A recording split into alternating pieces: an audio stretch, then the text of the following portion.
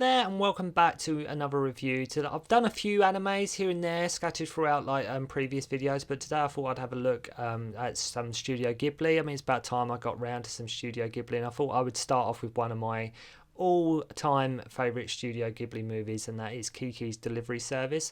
I've got my Studio Ghibli movie collection here, so I will try and get through all the Ghibli movies, as and when I can, but I thought I'd start off with one of my favourites. A lot of people, if they're new to Ghibli, they go to the obvious, House Moving Castle, or, even more obvious Spirited Away.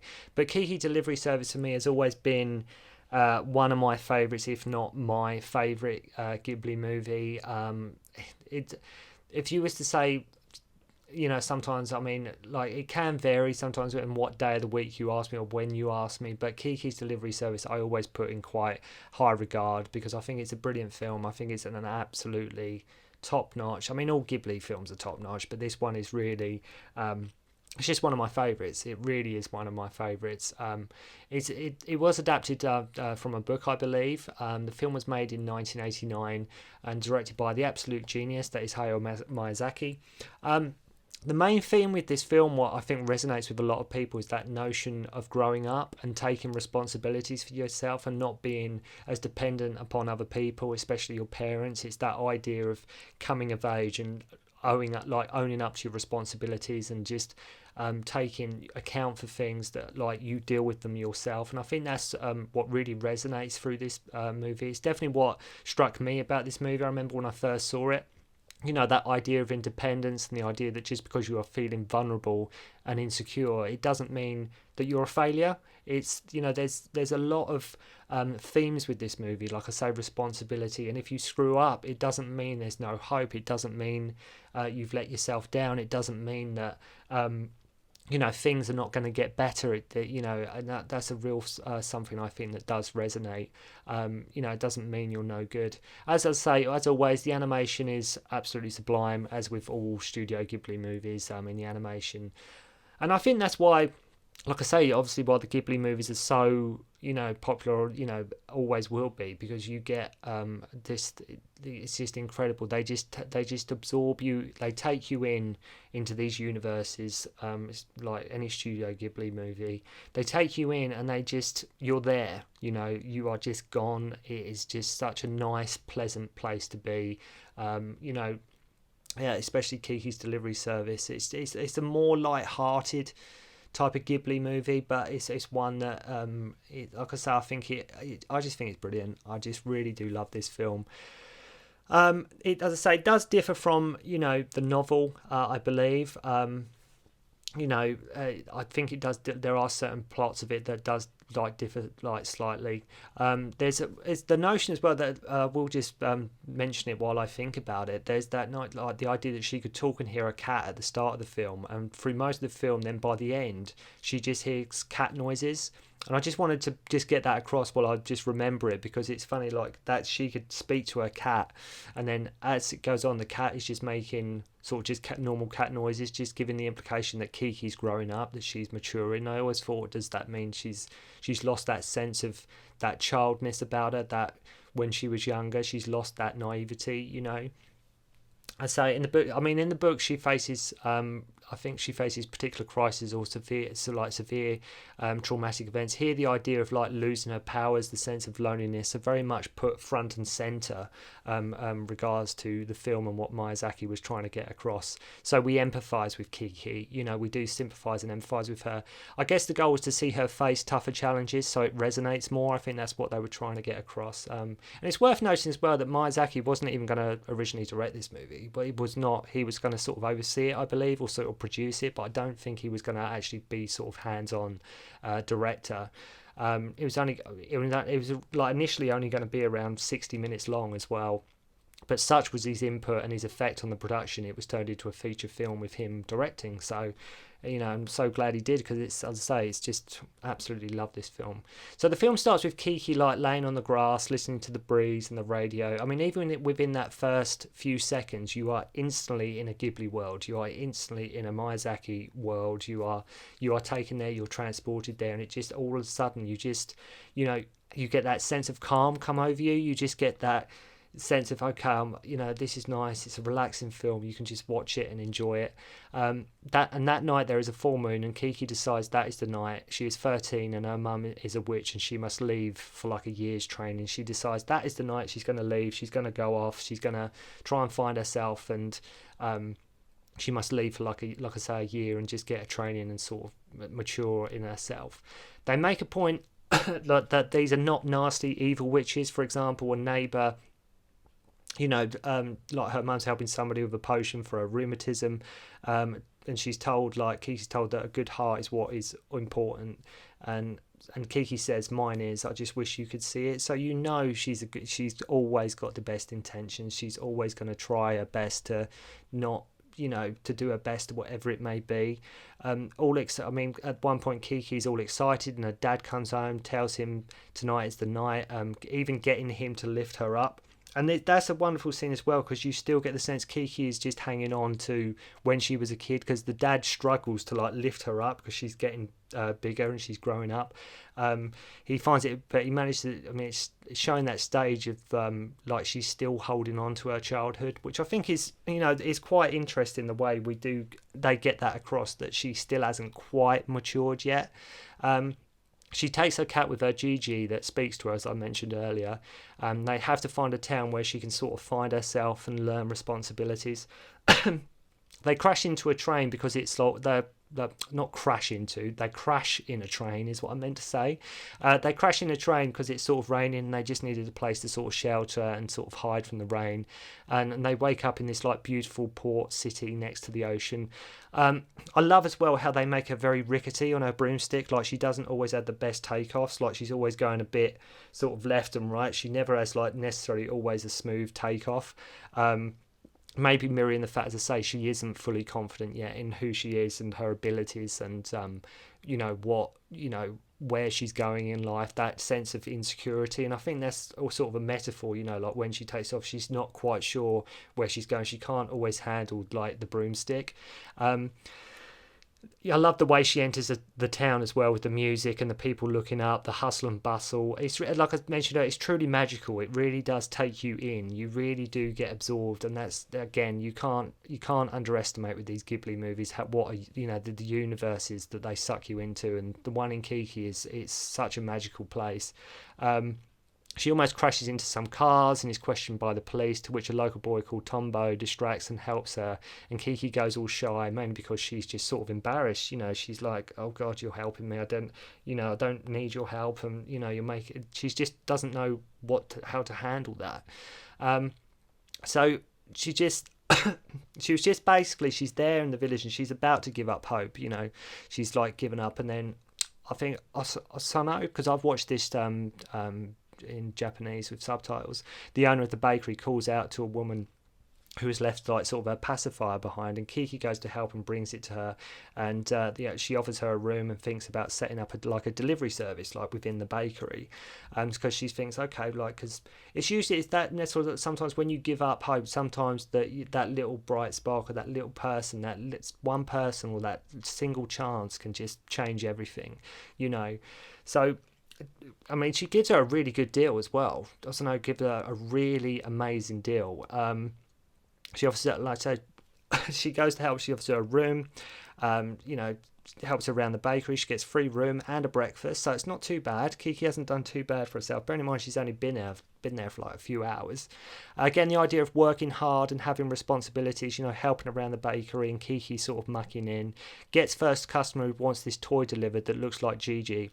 On her way to deliver it, she gets knocked into sort of a crow's nest.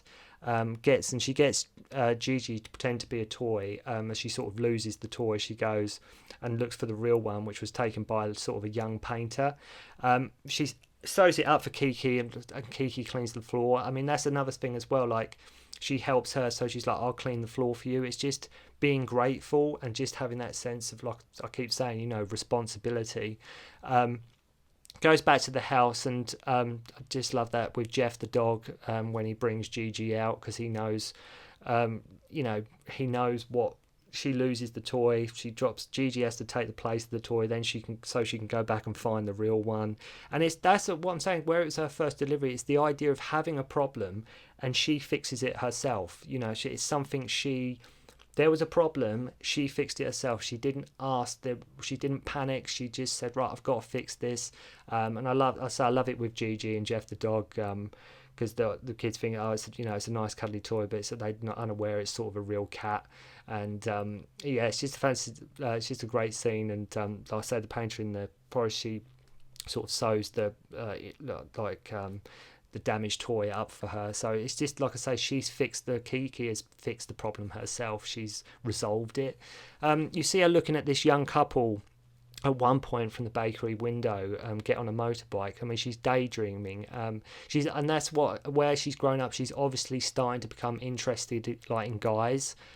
You don't even need to necessarily have Kiki as a witch. It's just that sense of she's looking out and she's thinking, I don't want to be sort of waiting around. That would be nice to find somebody. It's only it's a blink and you miss it scene, but she just sees these two getting on a motorbike and she's getting interested in guys, and you can tell, and like relationships.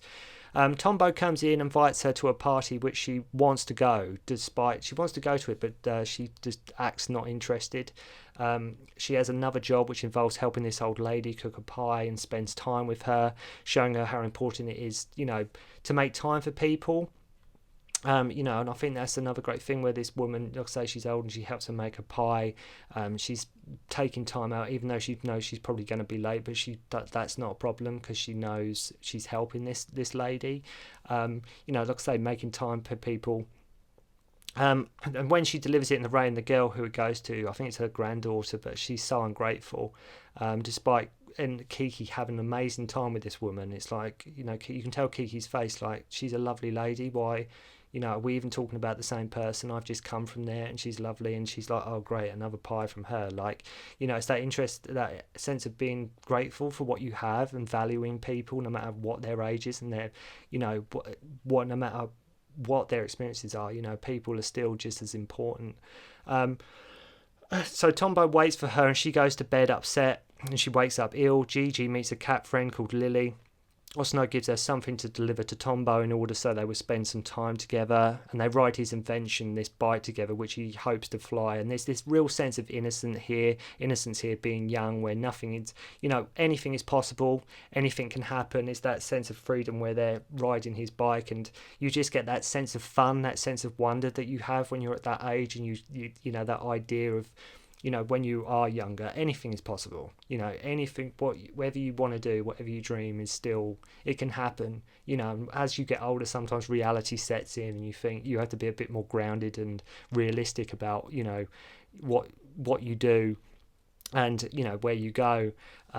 Just being, anything is possible, and the propeller comes off and they start laughing and bonding. His friends turn up and she doesn't want to go and walks home around again. She's very embarrassed, she's very shy.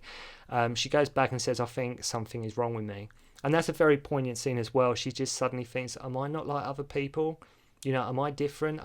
Was I born a different way? Was I not, am I different in the head to these other people? And I think that's something like a lot of us, especially when younger, may have gone through or thought at some point in our lives. You're thinking everybody's got it figured out, everybody seems to be happy, why am I having these doubts about myself and these concerns? Like she says, I make friends, then I don't want to see them. Insecurities that we all have. This is where Gigi starts talking like a proper cat, and she loses her ability to fly, even telling Tombo not to call her anymore. So she starts to, it's almost like doubting herself. She starts to sort of forget who she is, and like she's only focusing on negatives about herself. She's not seeing the positives, and she has something great in front of her, but she doesn't want to pursue it, and she's starting to, as I say, sort of doubt herself and think, why am I not like others? Why am I not interested? What is making me different from them? She basically just tells Tombo not to call her anymore at all. You see her alone, carving like a new broom, wiping her tears away, which is a very sad scene. Like I say, she's in this room on her own. She's away from her family, and she's just trying to carve this broom. that like stick that she can fly. And it's a really short little moment, but it's a real sort of poignant moment. It's a real sad moment. You really do feel for Kiki. I say, especially where she's wiping her tears away. Then after spending time with the female painter, she explains to her that sometimes she can't paint, and this is where the message that I think Miyazaki was trying to get across here, like how important it is to take a break from things, to go for a walk, to go easy on yourself, always follow your passions, but at the same time don't get so wrapped up in them that you don't allow yourself to just take 5 minutes, to step away, to have a break from that intensity, to not put so much pressure on yourself. You're not necessarily always going to be as good at something as other people. There's going to be better painters than you, better whatever it may be, whatever your field of work is, but sometimes just step away, allow yourself to have that break, to that breathing space. Also a heartbreaking scene where she wants to know Kiki's birthday. The woman with the cake, she says, I want to know your birthday so she can bake a cake every year, and Kiki asks to know hers, because it's like they love spending time together. It's almost like a granddaughter grandma sort of relationship. When she asks, and Kiki's like sort of wells up. The film ends with a climax on an out-of-control airship that Tombo is holding on to. She comes to his rescue, losing like a stranger's broom. And what is great about this scene is there is no music, so the suspense is even more real. Plus the way she talks to the broom, she's getting angry and she's getting frustrated, and that's another message. She's like, sometimes you've just got to take the bull by the horns and just do it. Like she really does. She's a couple of moments. She is really like shouting at this inanimate object. She's like, if you don't fly, I will burn you. Like she's getting, so her passion's coming back, she's getting that drive back, and she's like, there's one point when the broom sort of goes off and she looks at it and she's sort of, don't you dare, she's really, you can tell she's getting that drive back. She's got to save Tombo, and it's a really, like I said, where there's no music on that scene, it just really works. It really works, even though it's just done as a sort of post sort of action scene. It really does, you really do get that sense of Kiki she's getting back to how she was, really getting cross, showing her emotions. She saves him basically at the end, and then we see them two flying together. Gigi, like the credits come up, you see Gigi with kittens, implying like sort of she settled there, found her place, and like you hear her read a note to her parents saying she still gets upset sometimes, but she likes it here, and sort of the notion that who knows what the future holds. Like you leave. It does end quite quickly, but Miyazaki leaves it with you're not really sure if Kiki. She obviously probably wouldn't be in that town forever, but for the moment, she's quite happy. But it's interesting that note she writes to her parents at the end, where she says, I still get upset sometimes, implying that, it's not always easy. Life is not always easy, and it's, although this is sort of a kids' film, there's a lot of themes here, like I say, that are very much relevant to growing up, taking responsibilities, and sometimes it's okay to be upset. It's okay sometimes if you just like want to have a cry, or you want to break down, or you're, for whatever reason, you're not in the best of moods. Like, it's okay, and like I said, to go easy on yourself, to take breaks from things, to step away sometimes. It's all great, amazing stuff. I mean, all this is done in about 1 hour 45, so it's an amazing film. It really is, as all Studio Ghibli movies are, but Kiki's Delivery Service for me it's just always one of my favourites. It's such a fantastic film. It's a film I can always watch.